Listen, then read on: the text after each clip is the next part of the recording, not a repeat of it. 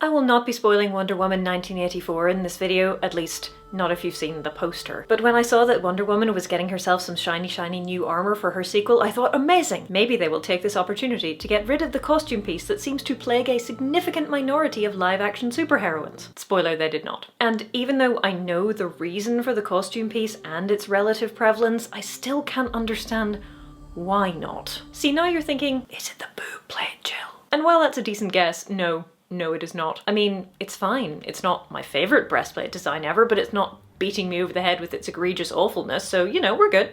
Topic for another time, perhaps. No, this is a very specific costume element I dislike, and it is shared across the Marvel and DC expanded live-action universes. Oh yeah, Black Widow, Wonder Woman again, Gamora, Black Canary, Mantis, and probably some other ladies I've forgotten. Who doesn't have it? Okoye, Shuri, Captain Marvel, Supergirl, and Scarlet Witch are all pretty much okay. Harley Quinn and Catwoman are just Harley Quinn and Catwoman, so we're not even gonna go there. If you guessed the stupid 4-inch wedge heels, then you are correct. They mostly come in boot form, but Wonder Woman has a sandal version as well. I just hate them. And I know the reason that they're so prevalent, but it doesn't make them any better. What's the reason they're so prevalent? Well, it's mostly so that the ladies' heads are nearly on a par with the chaps'. Yeah. Now this is most obviously necessary for Wonder Woman, who is played by Gal Gadot, who is 5'9". Ben Affleck is 6'4", and Henry Cavill is 6'2". Wonder Woman canonically is somewhere between 5'10" and 6'2" because, you know, she's an Amazon, and so I understand that they gave her big shoes in order to get her up to the level of the men. Because it was either that or a box, and while boxes can be pretty useful, I mean Robert Downey Jr. uses them a lot, if you have to move with other people, then the box is of limited utility. For movie making purposes, it's much easier to just have Gal Gadot in these great galumphing sandals so that she's pretty much at head height with Henry Cavill and Ben Affleck. I said that Gal Gadot was the most understandable example, and here's why. Unlike with boots, you can't add internal height to sandals. And you wouldn't really want to add regular block heels to the sandals because, particularly with how high you're having to make them, that would just draw even more attention to how impractical they are. So I kind of understand these seriously impractical wedge heels on the Wonder Woman sandals, even if I don't really like them. But the armor could just have been a completely new costume, especially since she's only 3 inches shorter than Chris Pine. But no, oh well, never mind. On to the boots. Scarlett Johansson is 5'4", and Black Widow canonically is, what, 5'7"? But there's no reason that she has to be. But with Chris Hemsworth standing at 6'3", Chris Evans standing at 6 foot, Tom Hiddleston being 6'2", and the next shortest Avenger in the original lineup being Mark Ruffalo at 5'8", Robert Downey Jr. doesn't count. I understand that they might want to boost her up a bit. 5'4" to 6'3" is an 11-inch difference between the heights of your tallest and shortest people. That's 27.5 centimeters or something like it. That's a lot. Which means that if you want them all in the same shot, then either you have to be further away, which you want to avoid because the actors' faces are expensive, you want as much of them in the shot as possible, you need to put someone on a box, which, as I said, limits their ability to move around, or you just need to boost them up by putting them in really big shoes. Also, it's more difficult to light people whose faces are at drastically different heights. And if your shot contains 2 characters who are of wildly disparate heights, then,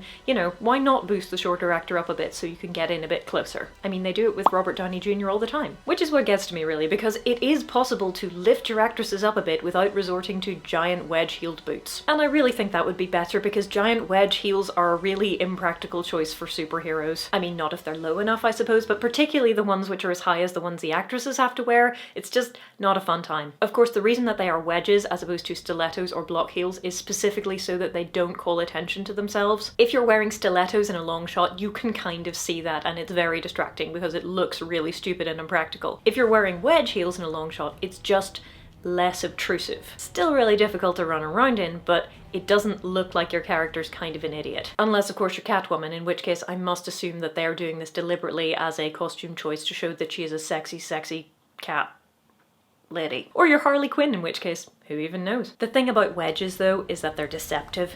You'd think they'd be easier to walk and run, move around in than stilettos, and you would be partially right. They are a bit easier, but they have no give at all because the sole is a solid block. You can't really flex it, and so you can't really flex your foot. A heel that is separate from the sole technically gives you a smaller area on which to balance, true, but if you have a chunky enough heel, then it's not really too much of a problem, and you can at least flex the sole of your foot a bit, assuming that the heel is not so high that you don't already have maximum flexion, which may well be a problem for Nebula and probably Black Canary as well. When you're running, you ideally want the ball of your foot, like just the front kind of section, to strike the floor first, but if you're in high wedges, yeah, forget that. Because your foot is basically already as flexed as you can make it, you can't lift up onto your toes or the ball of your foot, and so your entire foot is striking the ground at the same time. And it's pretty hard to do like heel to toe foot placing when you're in wedges. It's possible, but it's difficult at speed, and so you're just going to be clomping along. In sufficiently high stilettos, or even in very high chunky heels like Nebula's, you're still going to have the same problem though. You still may have to put your entire foot on the ground, which may or may not involve balancing on a heel which is about 1 centimeter squared. Hello again, Catwoman. Thing is, if you insist that the actresses need to be around the same height as the actors, then there are other ways to do it. Robert Downey Jr. is 5'8". He's standing next to Gwyneth Paltrow, who is 5'9" and wearing high heels, and yet he's still taller than her. Clearly, some shoe-related jiggery-pokery is going on there. Why not just use whatever you put in his shoes? You're still raising the actresses up uncomfortably off the ground, but it's probably more comfortable and more practical than having wedges on the outside of their shoes, because the wedges do make them look like their character thinks that 10 centimeters is a perfectly acceptable heel height for going into combat, which kind of makes him look like a doofus. I just think that chunky boots with hidden insoles would be a much better option. Or just let female characters be short. It's okay to be short. Scarlett Johansson is 5'4". She's not even short. She's average height for a woman in America. Just let her be average height and let that be okay. This is a power fantasy. Surely she can still be badass and, you know, kind of petite. Especially because if you're okay with your actresses like just being at their normal heights, then you can have a very slight heel like Captain Marvel's boots,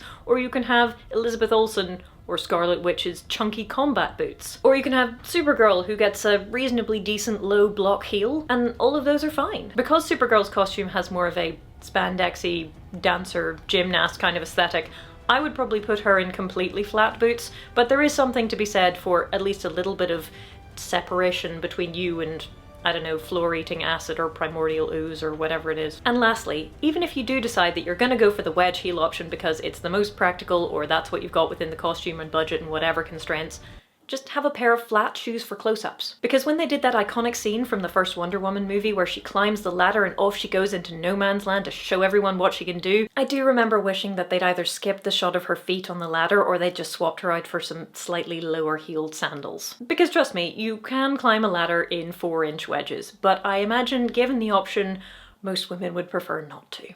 Thanks for watching.